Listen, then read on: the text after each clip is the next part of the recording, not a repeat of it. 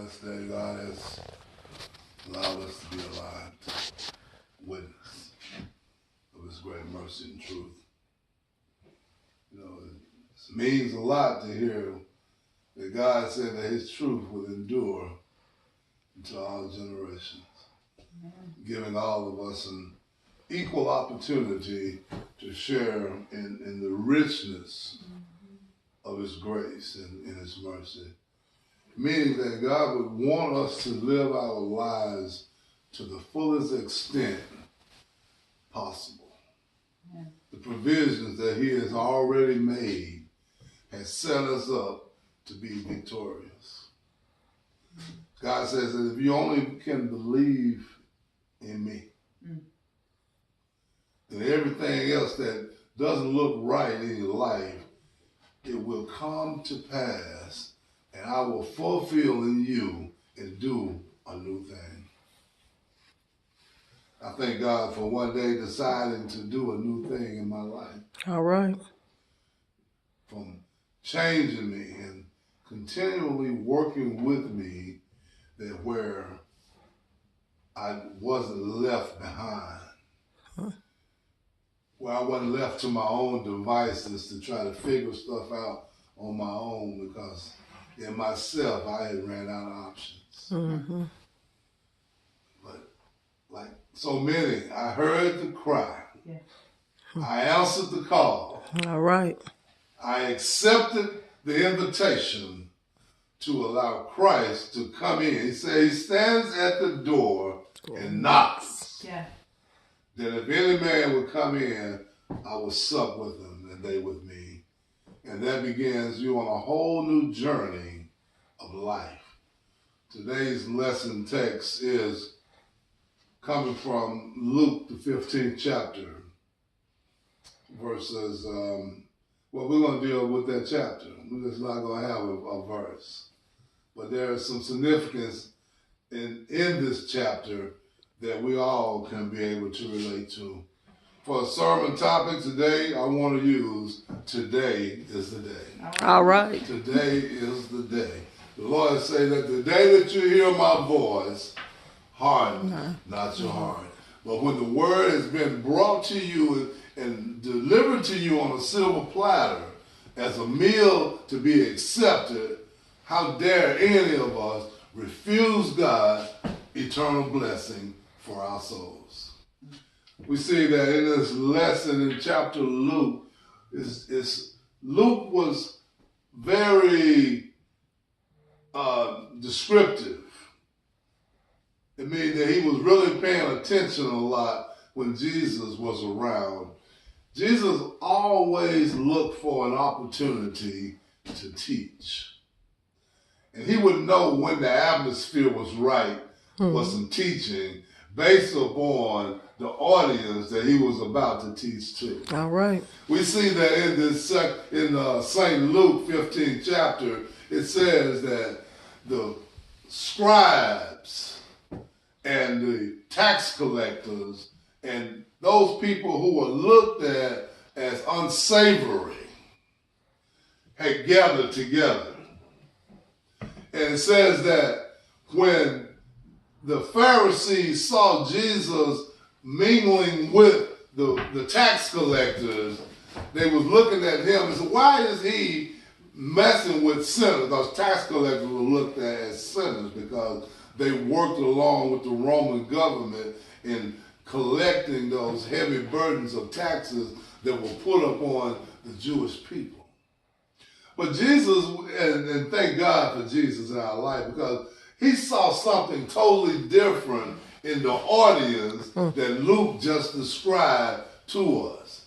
He saw people in need of knowing who he really was, what he really had to offer, and that the reason why he had showed up was for each and every one of them benefit. Mm-hmm. Sometimes God has to allow us to go through some things before we begin to really understand why he is there in our life. Mm-hmm. To save us from ourselves. Yeah. So he uses parables. Parables are taking things that are earthly but having spiritual meaning. He wanted them to be clear upon who they were talking to. So he begins to share with them a parable that we have become familiar to call the parable of the prodigal son. Understanding, first of all, that prodigal means reckless. Meaning that this son didn't value very much, and he carried out his life with lack of stewardship, which means that when you don't know how to control your money, it won't be long before you run out of money. All right. Not also understanding that when you run out of money, you run out of resources. And you really don't have friends. You run out of friends. Yeah. You run out of everything that has made you feel that you were somebody. And sometimes God has to strip us and bring us down to nothing in order for us to realize who he is. That he is the great I am. In the story, we understand that this man, he says there was a certain man, and he had 2 sons, and the younger son decides that he is ready to take life by the horns. Sometimes, as much as we are as trying to be good parents, sometimes our children just drive us to a place where we gotta let them just be who they gonna be. Yeah.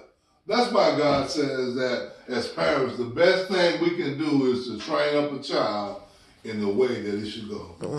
Because there's gonna come a time where he's gonna have to know, she's gonna have to know God for themselves. All right. So the younger son declares to his father that he needs to take his inheritance, that he is ready to move on, that there is bigger opportunities in life, and he is ready to try them out. And a good dad and a good father realizes that, there's no sense in me trying to keep you around here if you don't really want to stay. Yeah.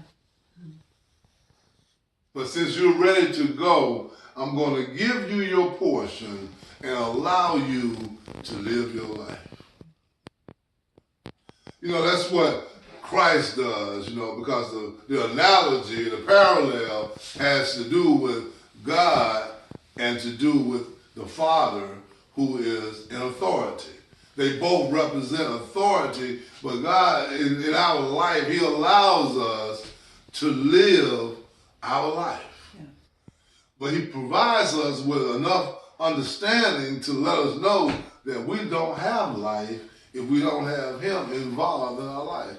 See, even when the Father no longer is in control to tell you what to do, you better recognize that your Father is always going to be a valuable part of your life. He's always going to be able to give you some good instructions on life if he don't do no more than tell you about the mistakes that he made. Amen. All right. So that you don't end up making the same mistakes. The value and the worth of who the Father represents is always important in this scenario.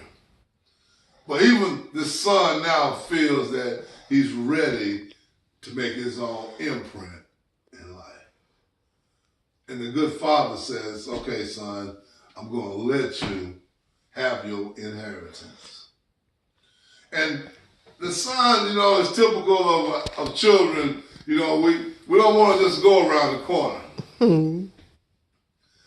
But we want to get as far away as humanly possible from all guidance, direction, and instruction. We want to go somewhere where don't nobody even know us. Where we can just let our hair down and be free for the first time and try anything and everything that looks, sounds, and smells good. Yeah. Not realizing that some things in life will hurt you. All right. Some things in life you will not recover from when you have indulged in them. Yeah. people that I know and that we all know that they went away just to experience life, but they come back a mess. Because life will chew you up and spit you out. Yes, it will. You'll find out that everyone that smiles in your face and say kind words don't really care about your outcome. All right. They don't really love you. Even though they say they love you, they don't love you. Not like your father loves you. And that this young man went out in life, and Jesus is showing us a scenario of what happens when you leave home before time. When you step out on your own and begin to try to make a life before God is able to direct your life. And there are phases that we're going to see in this parable that God presents to us of what happens when you're out of focus with what God would really have for your life. Yeah. It talks about desire, meaning that the desire is that you desire what you want, when you want it, and how you want it. All right. And sometimes because your desire is so great that it overrides what you know is the right thing to do, and you throw to the side everything that you have learned about responsibility in order to have the cake and eat it too. God has to let us know that He is in control and that there is no way unless He gives us the way. All right. The way, the truth, and the life. Yeah. So Jesus goes on to give this parable about the desire which this young man had to branch out and to do his own thing. But he quickly lets us know that with desire comes consequences. Yeah. Consequences by itself is not good nor bad. Because you can have some good consequences in life when you apply yourself in the correct manner.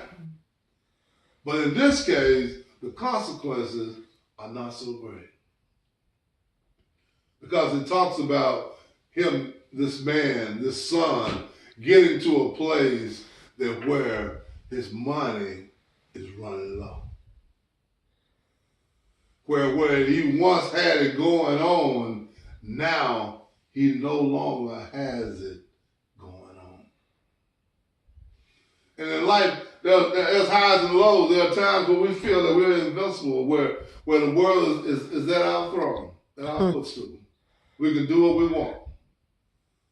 And then God has a way of showing up. You know, God chases us in our pursuits of life, especially when they don't line up with what He really wants us to be doing. All right. Yeah. So it says in the scripture that he ran out of his substance and he began to be in want of the basic necessities of life. And then on top of that, God sends a famine to take over the city. See, sometimes the situation has to become so bleak and so complex that it's in hopes that you will wake up to realize what you have left behind. To be introduced to something better and much more promising and enduring for your life. See, because remember there were a few different crowds of people that Luke describes to us that were present. There were those that never knew Jesus, was not familiar or accustomed with the Jewish way of life.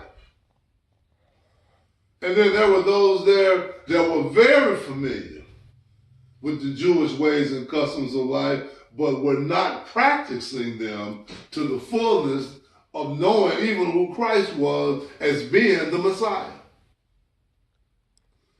And then you have those that were there that was just unlearned. that had not got the proper instruction. So you have a mix of people there, but one thing about all the people that were present, they all needed to know who Christ was. All right. Yeah. So Christ goes about to better identify who he is and what he brings to the equation. See, you have to, it's only through life and what we go through that we learn what Jesus brings to our various equations. Yeah. He brings peace.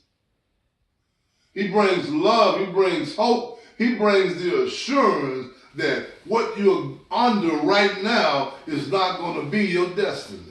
That you're not going to die in your wilderness. That God is going to restore you and bring you into your kingdom. He's going to bring you into a land that is flowing with milk and honey, because he promises in his word that he will not leave you, nor will he ever forsake you. He doesn't cast you out into outer darkness. All right. But he will bring you into a marvelous light to where he sits high and looks low. Yeah, yeah. He knows all about what you're going through, because he has so fixed your situation to bring you to the next point of reflection. Yeah. See, well, after you have your consequence and you find yourself without, then God gives you a moment to reflect on how you got there. And the hope is that while you're there, as in this case, while you are at your hog trough, while things have went all bad for you, and you at a point to where you slopping the hogs, and you thinking about the life that you had, the one that you purposely walked away from, the thoughts that you had that you really could make your life better on your own, and God had to show you. Your moment of reflection comes about to make you look at some hard things in your life. Yeah. It's sad that sometimes in life that we don't reflect until we're on our deathbed. All right. To where we're in a situation that we can do nothing about it. And even after you reflected on it and you realize that you were wrong, sometimes we're not able just to get up and go correct what's wrong. All right. If you're serving a jail sentence, you just got to serve out your time. You might realize that you were wrong, but it don't mean they're going to open the doors and let you out because you realize you were wrong. You still got to follow up on whatever the consequences is for your actions. Yeah. Thank God. That's why you got to thank God for when he wake you up early. Right. Instead of allowing you to be drugged all the way down through there to where when you wake up, you're still in a predicament. When you're free, when you wake up, you can immediately go about, as this young man did, to remedy his situation. Yeah. Because if you think on what God has done for your life and how good he's been to you, and that he is the only hope for mankind, and if you care anything at all about your soul and about your life, you will begin to understand that there needs to be a connection made. There needs to be a relationship established to where I look to you. Because without you, I'm nothing. I've tried. Sometimes God has to let us try stuff on the front end for to make us understand how precious he is on the back end. All right. So when we come back in, the people that's already in can't understand when we come in, because we come in with a different mindset. Because when you've been out there long enough and had the things of life taken away from you, and you've been without long enough, you hungry. All right. You're ready to do some things that you had never tried before, and you're trying to be a force for good because you understand what it means to be a force for bad. Because when you are without Christ and without the knowledge of who it was, you are a scoundrel. You were out there doing any and everything that your heart desired or felt that you want to do. And now that you've come to the knowledge of who Christ is, you now have an obligation to be just as good as you were bad. All right. You got to be better at being good than you was at being bad. All right. You got a reputation for whatever you did when you was out there at the end. All right. Your reputation now for Christ better super exceed everything that you used to be. Because now you have something on your side and working for you that you never had before. All right. The atonement of a sinful life. The restoration of God in person coming to save and rescue you. He rescued me. I owe him a debt. Yeah. That for the rest of my life, I want to be found trying to pay him. So this son, in his reflection, and we all need to have a moment of reflection of where we look at where we are. Yeah.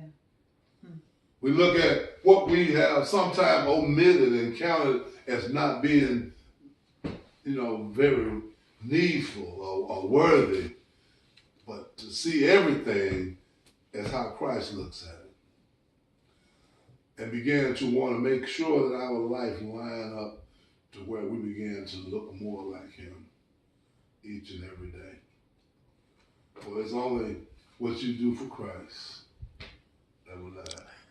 All right. We've done a lot of stuff that didn't even include Christ, that we felt very proudful of it. But in the end, when you have to stand before him, none of those things will be brought into the equation. But it's only about how you try to live for him. And this son does what it takes. It means making a bold statement and making an even bolder walk. Because he don't know for sure if his father is going to accept him back. All right. But he's determined in his mind that it's better to go and try than to stay here where I'm at. Yeah.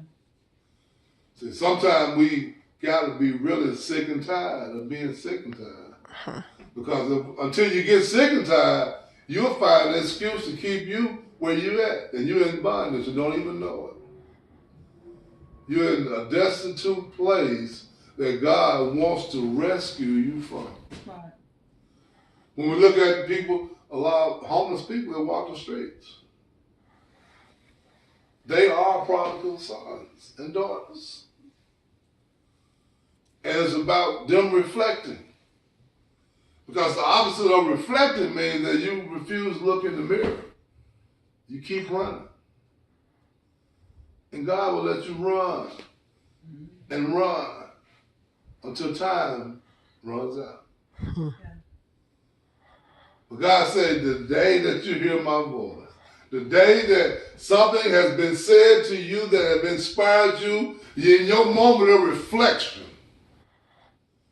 realize that you're the reason why you're where you're at. He said, that's the moment that I can be the most impactful in your life. Because when you come and acknowledge who I am, and when you ask me to do a new thing in your life, at that moment when you ask me, I answer.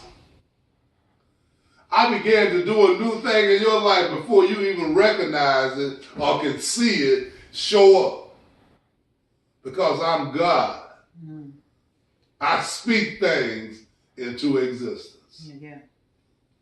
So as the son is on his way home, he's now beginning to experience restoration. See, that was desire. That was the consequence of desire.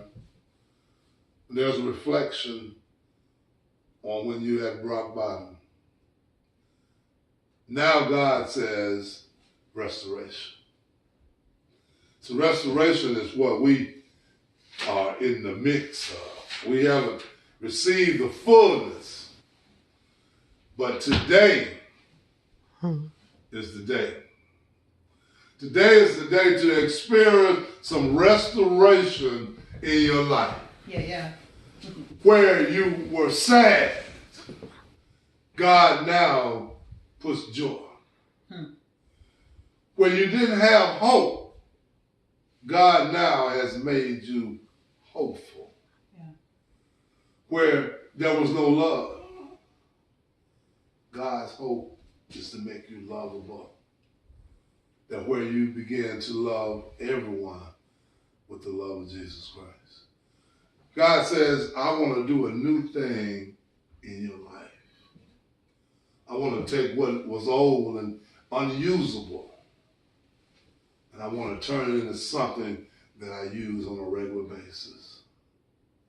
As the son makes his way home, the story changes, and it reflects the Father. In our life, we got to realize that the Father is always waiting on the Son to return home. No doubt this Father came every day to just see what's today going to be the day. Because the Father realized he had done the prerequisites that was required of him. He had trained his child up in the way that he should go, knowing that at some point he got to come back home because the Word of God has already declared that he would. He didn't go looking for him, because in going to look for him, you might have cut him off on the lesson that God was trying to teach him. It's got to run its full course, because it means a whole lot different when your son come home than when you go looking for him. There's some other thoughts that go behind this, because you got to know that when he left home, God was protecting him there. He's going to watch him the whole time he's wherever he's at. But he's somewhere along the way, God's desire is to make him think about coming back home. He got to realize that home is the best place you can be. All right. And sometimes we don't realize that until we done tried everything else out there. It done let us down, it done left us, it done lied to us, it done stole from us, it done left us in a mess. And then we think about what home represents. And we find ourselves trying to make it home. But this man, this prodigal son, this boy has decided that today is the day. And I'm going to make my journey back home to where I know. He says, this is what he said, I know I may not be favored anymore as a son, but I'm willing to be a servant in the house of my father. All right. Anywhere that he has for me has to be better than where I am. Right. You got to know that first All of right. all before you can ever begin to make your journey back home. All right. You got to have said in yourself that today is the day that I'm going to do something different in my life, because I'm looking for a different outcome in my life. I'm no longer satisfied with the status quo. I'm looking and expecting for everything that God says that he has to offer for me. I want to receive it. So today is my day. And his father, when he sees him afar off, so that tells me that the father's been looking for his son. Waiting. Because now he sees him afar off, and he runs to his son. He got to mess his son up, because his son realized that he's the reason why everything has been the way it is. But his father is acting as if there is no problem at all. There's no discontention, and that I love you with all the love I got, because when he embraces him, it's something about the way you embrace people, saying how much you love them, All right. without saying one word, where everything is forgiven. Then he says, take my ring and put it on. So that when people see you with the ring on, they know everything is all right in this house. That you back home again. All right. And now I'm going to have the fattest calf, the one we've been just had it roped off, been feeding. It done got fat, it's ready, but we were waiting on the right occasion, and this is the right occasion that my son, who was once lost, has now been found. For he has made his way back home. It's hope for all of us to know that no matter how far we've strayed, no matter how bad we've messed up, there's some relationships that we felt that we really closed the door and lost all hope of ever regaining. But God says that today is the day. Today is your day to accept if you want Christ to do a new thing in your life. He said, I stand at the door and knock. And if any man will open up, I will come in and I will sup with them and they will sup with me. This is the message for this day. Be blessed in Jesus' name. Amen. Amen.